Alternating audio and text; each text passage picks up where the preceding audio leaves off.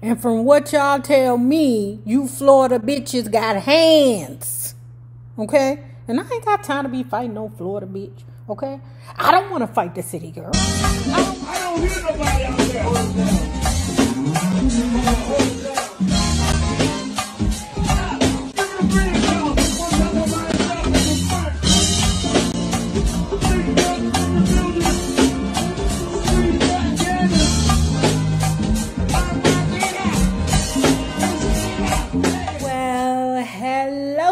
Bugs, hello there, Bellas. If you have not already done so, please like, share, comment respectfully, subscribe, and visit uptopbeauty.com. For these, I think these are the Miss Hollywood DC frames in black gradient. I think that's what they call it. And because I'm trying to inspire you all to revisit uptopbeauty.com, all shades are $25.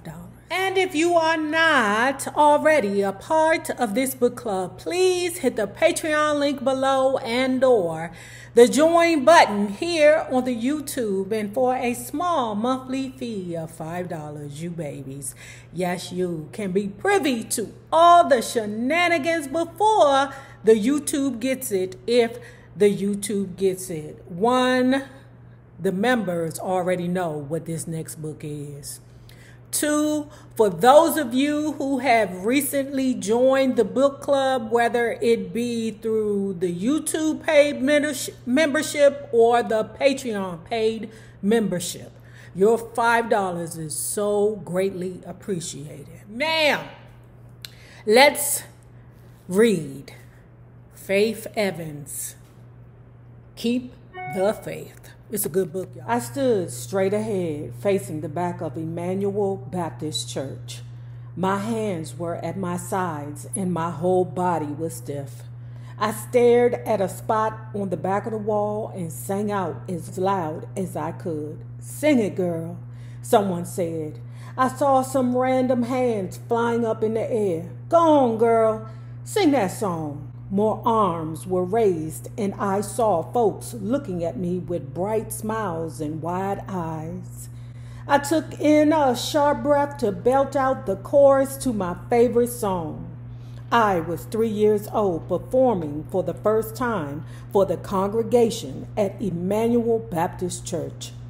After seeing the reaction of my first audience, I knew I would be a singer. I wasn't sure how it was going to happen, but I knew I'd found my calling.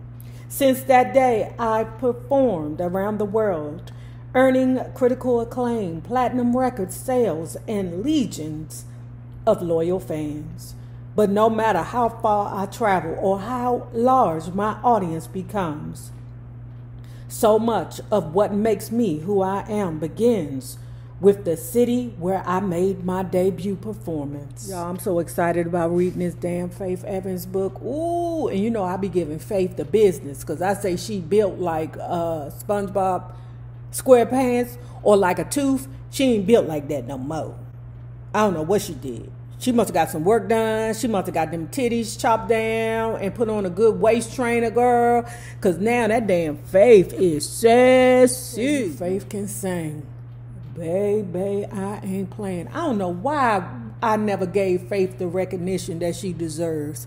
Because she might not have a lot of hit records. Oh, but the ones she do got hit. I'm from Newark, New Jersey. It's nicknamed the Brick City because of the housing projects that were erected in the 1930s and 40s. Although many of the projects have been replaced by condominiums and single-family homes, the nickname remains. It fits. Bricks are tough and unforgiving, and they are building blocks.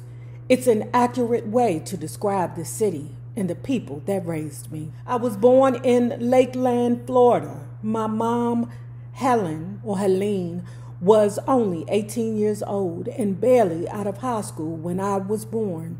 At the time, she was living in nearby Dade City, Florida, with her mother, her twin sister, Hope, and her younger siblings, Missy and Morgan.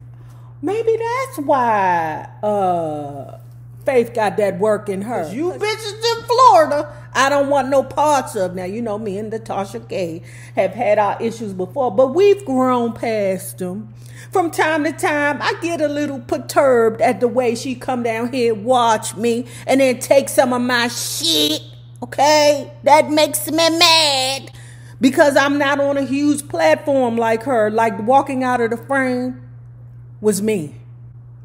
I was the one who would jump out the car and walk around the car. That was me jumping out the frame. Now she doing it and getting laughs all over the place. But man, I mean, c'est la vie. And on top of that, Tasha K, she talks shit to the Maddie. Who the hell would talk shit to the Maddie? Not the Maddie, not T.S. Madison. And from what y'all tell me, you Florida bitches got hands. Okay? And I ain't got time to be fighting no Florida bitch. Okay? I don't want to fight the city girls. I don't want to fight JT, Carisha, T.S. Madison, Trina. I don't want to fight none of you Florida bitches. All I know about my father is that his name is Richard Swain and that he was from the area and dabbled in music like my mom, who was a singer. I've heard people mumble something about him being Italian, but I don't know for sure. I do know that he was white. What? How come I'm today's years old finding out that the goddamn Faith was biracial? I thought that the bitch was like us. Not me, but you light-skinned ladies. You light-skinnedness. I just thought she was light-skinned. I didn't know that the girl was biracial. I haven't really talked to my mom to get the real deal on what happened in that relationship or to get any details about my father. I've never really lacked a father figure. So perhaps that's why I've never been too stressed about finding him. I think it's pretty interesting that he's never popped up. Lots of times when someone experiences some degree of fame, all kinds of family members start coming out of the woodwork. But so far, Richard Swain is still a mystery. Being biracial was never really an issue with me. I was raised 100% black and have always considered myself a black woman. Because I am very light in complexion, I've often been asked if I'm mixed. So it has always been something I'm conscious of, but it never really affected me in any significant way. I look like my mom in some ways. We both have one small mole in the same place, and I definitely inherited her wide hips and her sharply defined full lips. Wide hips. You know what? That might be because her breast was so big. Because, you know, sometimes when them titties be big, it mess your whole body up. I think she got a boob job, y'all. Because when my boobs was like a J or H or something like that, it threw my body off, y'all. It messed me up. But anyway, I ain't never really think she had wide hips because she looked like she was built like a tooth. And it could be because she had them big-ass titties. For years, she wore a short afro and then began to let it grow, allowing it to frame her caramel complexion like a halo. Most importantly, I inherited her love for music. My career in music is definitely a byproduct of being Renée Evans' daughter. My mom performed in a few bands when I was growing up. I didn't hang out with her too much when she was performing, so I didn't catch the bug from actually seeing her perform. Although my gift ultimately comes from God, I know it was sent through my mom. Renée Evans was a bit of a hippie back in the day. She hung with a multicultural crowd and loved rock and folk music. From what I hear, my grandma Helen was a real spitfire. She worked in a numbers house and had a very fiery and feisty personality. I do know she was beautiful.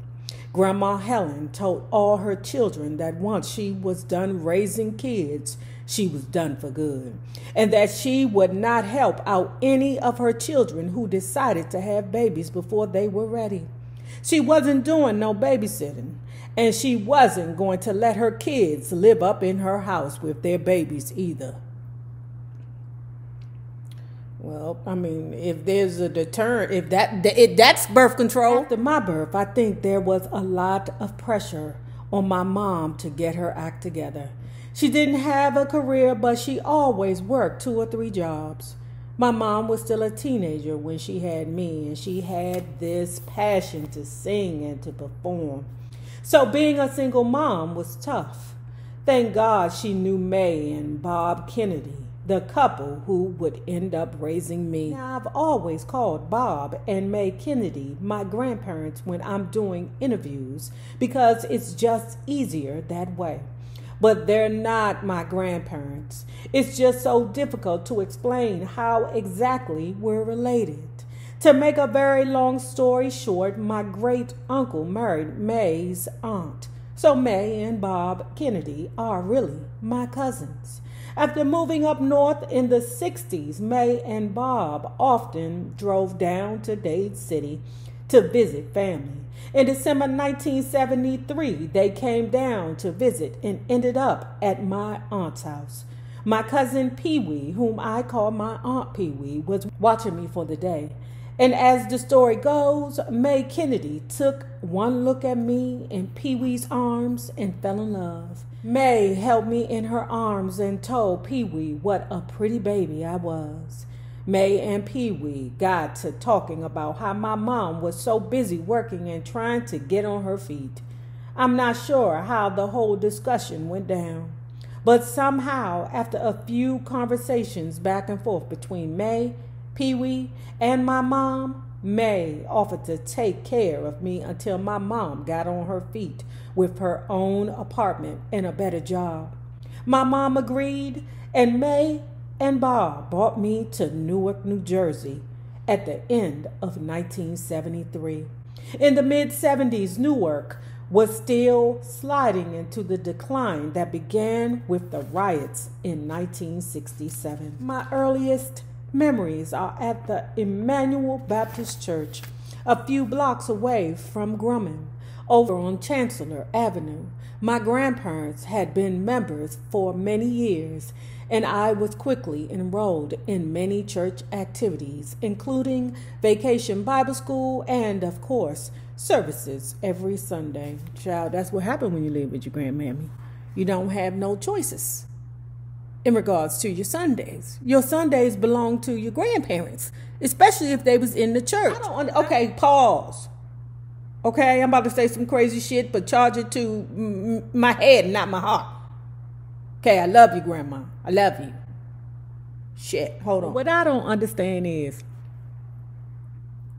it's 7 days in a week. You spend 5 of them going to school or work. You only get Saturday off to watch cartoons or clean your house or whatever it is you want to do. And then you spend all Sunday in church. I'm tired, Grandma. Every Sunday living with your grandmother, because I told you my mother was the youngest one and she had me at 15. So basically, my grandmother didn't trust my mama to take care of no baby. Okay, financially, yes. But to take care and rear and nurture a child, no, that's not her judge. Okay? So every fucking Sunday, you hear me? I was at Meridian Hill Baptist Church. Grandma, I'm tired all day. I gotta go to school the next day, Grandma. I gotta go to school. Why is we still here? It's nighttime. I'm tired. Girl, all day in church on Sunday. Obviously, Dade City was a completely different atmosphere from Newark. Dade City was laid back. Newark was bustling. Dade City was country, while Newark was the very definition of urban. In Florida, I would run around outside barefoot and explore on my own. In Newark, I was always supervised and never left the house without an adult. Oh, okay, I get that. It was for your own good, Faith. Not that they ain't fools and they. I told you we could do that up north too, but it was because most of the southern people migrated up north. That was the only reason why we could do it. up north. Now, I don't know about all the way up north, like in Newark and New York. I don't know. That's a different area to me, because DC was a great mix of northern and southern. That's why some of you all don't know whether I'm from the south or the north. It's because it's a mix between the accents. It's like a New York accent mixed with a North Carolina accent. So you don't really know where I'm from. Well, some people say I sound like I'm from New Orleans. What y'all think? Y'all think I have an accent like New Orleans? Because the first thing people meet me, they be like, are you from New Orleans? No, girl, I'm not from no damn New Orleans. I'm from DC. We just pronounce our vowels in the same part of our mouth as New Orleans. But the house on Grumman Avenue was my home base. And while I was doted on by May and Bob, I was by no means the only child there. Girl, that house would continue to fill up with random folks for the entire time I lived there. May and Bob would eventually take in over 100 foster children. There were at least 4 children and teenagers living there all the time.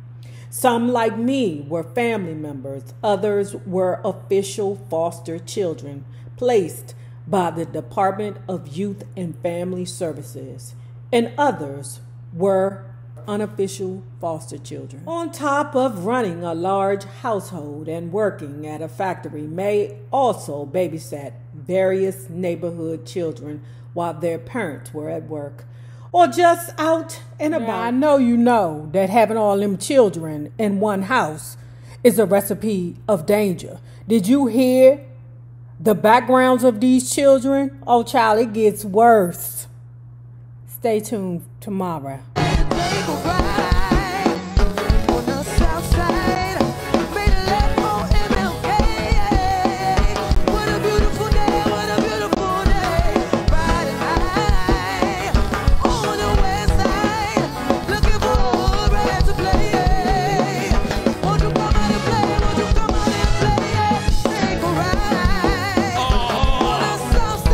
It seems